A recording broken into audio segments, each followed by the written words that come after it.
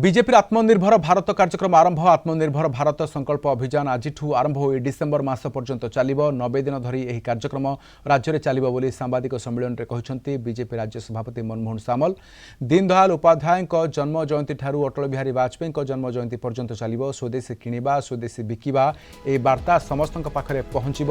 यह कार्यक्रम मुख्य लक्ष्य। यह अभियान 140 कोटी जनसाधारण को प्रभावित करिब। डिसेम्बर में वोकाल फॉर लोकाल को नहीं डोर टू डोर जीव बीजेपी समाजर सबु वर्गर लोके यह कार्यक्रम में जोग देवा अपील कर मनमोहन सामल। भारतीय जनता पार्टी जो कार्यक्रम हाथ को नहीं आत्मनिर्भर भारत कार्यक्रम एवं ये स्वदेशी मूवमेंट रू एक कार्यक्रम को रूपायित करने गोटे 3 मासर कार्यक्रम दीनदयाल जयंती आज सेप्टेम्बर 25 अटल बिहारी वाजपेयी जन्म जयंती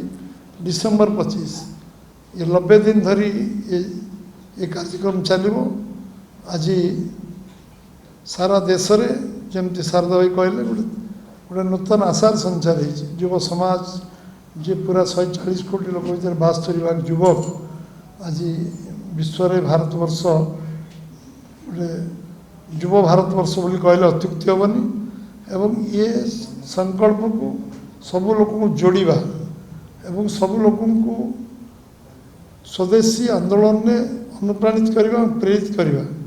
एवं समस्त को निजे आत्मनिर्भर करवा निज गोटे छेड़ाबार व्यवस्था करने सब प्रकार ये संकल्प ये प्रथम मास संकल्प अभियान चलो।